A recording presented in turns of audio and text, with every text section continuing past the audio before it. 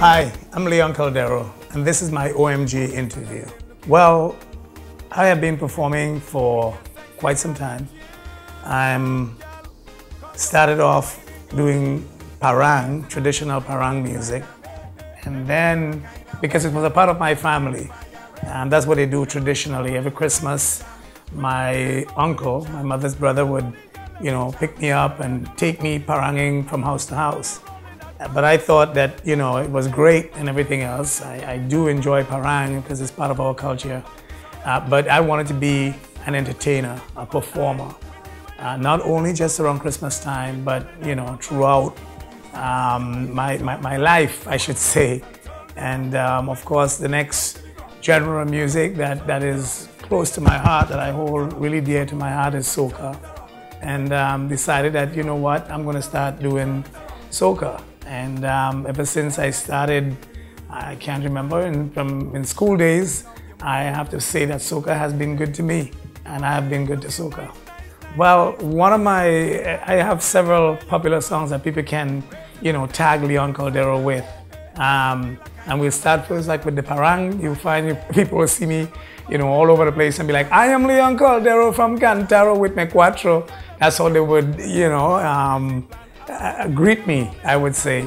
And because a lot of people didn't know, or still don't know, that one of the most very popular soca songs from back in the day up until still now, that is very popular right now, that they weren't aware that it's I actually did the song, and that is Put Your Hand in the Air and Shake It, Labor Day Jam in Brooklyn. That is where I met Evelyn, which was 1986. When I decided to migrate in 1987.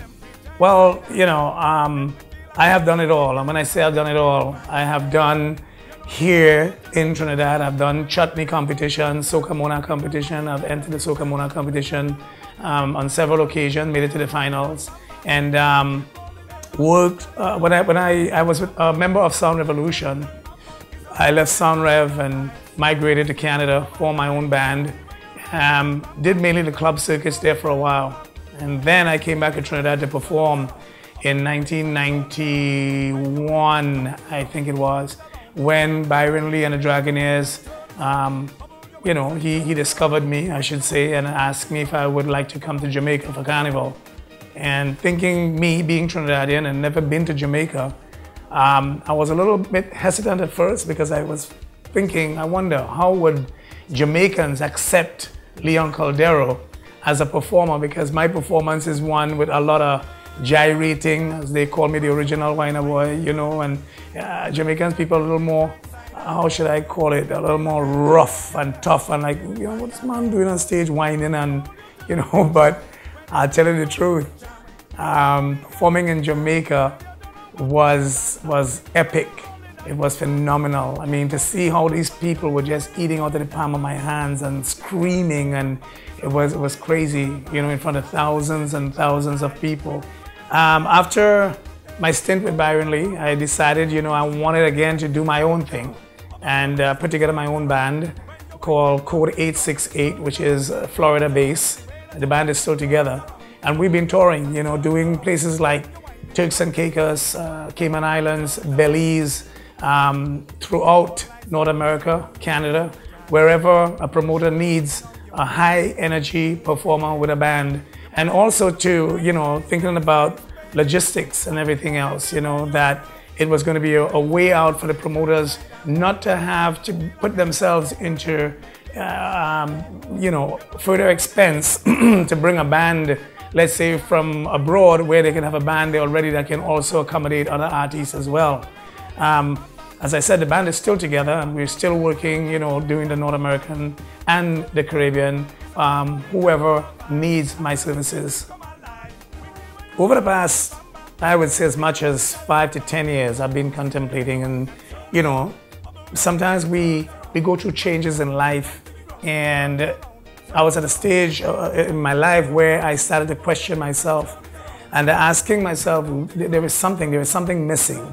Because I wasn't recording, I'm gigging, but there is much more to the industry than that, to the business that I'm in than that. And I asked myself, Leon, what makes you tick? What really makes you happy? when are you the happiest person? And I answered the question myself. I said, you know, your music.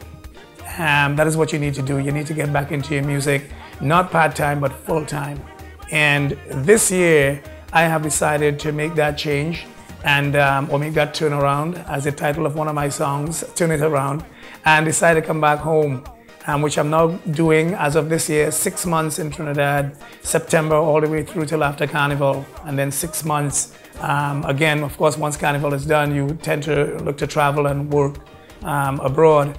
So that's my plans. I'm back. I'm here to perform for Carnival, and you know, very excited with the 2 songs that I have released for Carnival 2018, Turn It Around and hashtag With You. I'm getting very good positive feedback from everywhere I turn, and I'm really excited and elated and, you know, ready to show the people, because, you know, there has been a space when I look and see what's been happening in the industry. I have my own style, and everybody has their own style. But I haven't seen anyone fit my shoes since I left. And I just came back to put my feet back in those shoes and to entertain people, you know, and show the rest of the world how it's done. The biggest lesson I have learned being an entertainer is being humble. You know, a lot of us tend to get carried away. Stardom, you know, I'm a superstar. Some of us, our heads get so big it can't even go through a regular door, you know, and you treat people, you shun people, and you know, you disappoint people. And I believe that trickle down, it causes you know, it can have a domino effect, that eventually you ask yourself, what happened? Where did I go wrong? What did I do? Well, you know, I treat all my fans the same, and you know, you don't know what someone might be going through or whatever it may be, and what you bring to them, whether it be just to say hi to someone, just to sign an autograph for someone, or listen to someone with a problem, as the case may be, because they look up at us as entertainers, as artists. And like I said, to answer the question, I think the biggest thing I have learned in this industry is to be humble. The industry has changed. I would say for the better.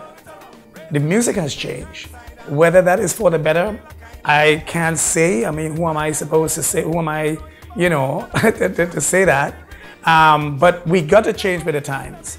And the thing about it is, though, I honestly believe that our music, our genre of music is unique. And, you know, I see other producers, other artists are looking into, I would say, what we have and taking away and adding to this, as we looking to them and taking from them and adding it to ours. I don't think that we need to do anything to our music, to be honest with you. Reggae has been accepted as reggae. One of the downfalls, I would say, I would think personally, that we have caused ourselves is killing the mother of our culture, which is Calypso. The world knows what Calypso is. Of course, more so than what soca is. Reggae hasn't done that. Whether it is conscious, whether it is rock steady, whether it is dancehall, it is still under that umbrella called reggae. However, we want to call Calypso everything else but Calypso. I honestly believe if we had kept that name Calypso, of course you have all the different branches. You know, you have soca under Calypso, you have chutney, let's say, under Calypso, you have rapso under Calypso, you know, but when you kill the root, how you expect the tree to stand? When I, Leon Coldero, say I'm back, it is it's a deep growing passion that I have in me as an entertainer to entertain. I love entertaining. And when I say I'm back, I mean I'm back. And saying so is that, you know, I can definitely say to my fans, look forward to Leon Coldero from here on, bringing you new music and different energy. And even though I'm not getting any younger, but trust me, when when I hit the stage and those lights goes on and there were people in front of me paid their money waiting to be entertained, you could be guaranteed that you will get your money's worth. So from here on, you know, I'm looking forward to doing bigger and better things, great things. You know, I guess you be the judge and see for yourself. You know, I must say, one of my OMG moments, I was performing in the Bahamas, and